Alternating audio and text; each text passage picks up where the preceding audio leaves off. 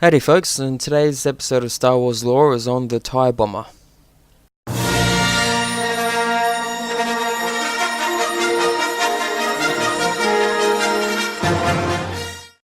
The commissioning of the TIE Bomber was a stroke of Imperial genius. This impressive vehicle transformed the way space battles were fought. The defences of the Rebel Alliance's capital ships were largely geared towards withstanding attacks from the Empire's mighty Star Destroyers.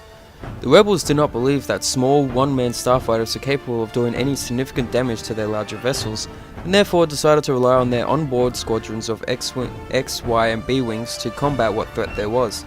The arrival of the TIE Bomber changed all of this.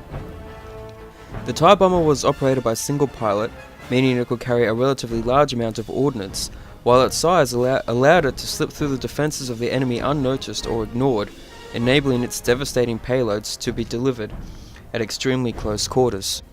And what was more, this delivery was carried out with pinpoint accuracy.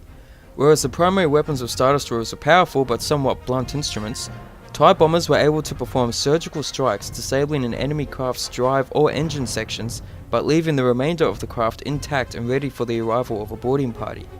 This new threat forced the Rebellion to change the way it approached space battles. Fortunately for the Alliance though, TIE Bombers, although a fearsome opponent, were not without their limitations. Their weapons load gave them considerably greater mass than other craft of a similar size. And this, together with their bent wing configuration, made them slower and less maneuverable than their siblings. They only came into their own once the battlefield had been cleared, and, even then, they tended to be escorted by TIE fighters or similar craft. Now, the TIE Bomber inherited a great deal from its older siblings, as well as contributing something entirely new to the TIE family. The main similarities could be seen in the craft's wing configuration and cockpit pod, which were borrowed directly from the TIE Advanced.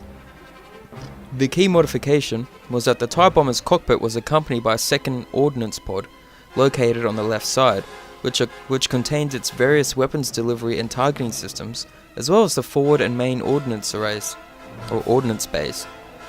Like the TIE Fighter before it, the bomber was propelled by the Sienna Fleet System's PS4 twin iron engines, located at the rear between the two pods. Some members of the Imperial Navy argued that the PS4 engine was not equal to the task of driving this larger, heavier craft. However, the substantial extra cost required in developing an entirely new engine quickly silenced their protests. An Imperial Star Destroyer generally carried a squadron of 12 bombers. Contrary to popular belief, these craft were not restricted to the delivery of proton bombs. The ordnance pod also carried a number of concussion missiles and proton torpedoes, as well as orbital mines and thermal detonators. With this assortment of payloads, a TIE Bomber could deliver a lot of punch, and its ordnance could be delivered in a variety of situations, as the vessel was not limited to ship-to-ship combat, but could also fly in a planet's atmosphere.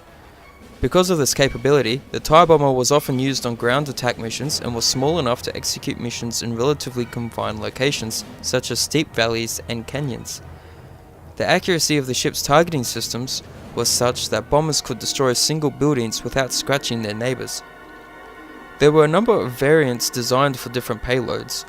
A limited number were actually designed with open secondary pods and used to transport small boarding parties, although in most cases the larger Gamma-class assault shuttle was more than equal to this task.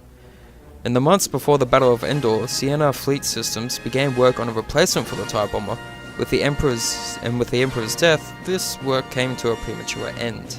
Now, the TIE Bomber's standard TIE cockpit viewport, made from transparent steel with durasteel supports, provided the pilot with only limited direct visibility. However, cockpit sensor screens provided the missing input from the ship's blind sides.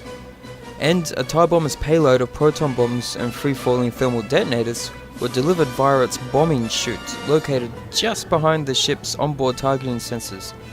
To guarantee the accuracy of any bombing run, these sensors were installed at the base of the bombing chute, and these were then linked to the targeting computer.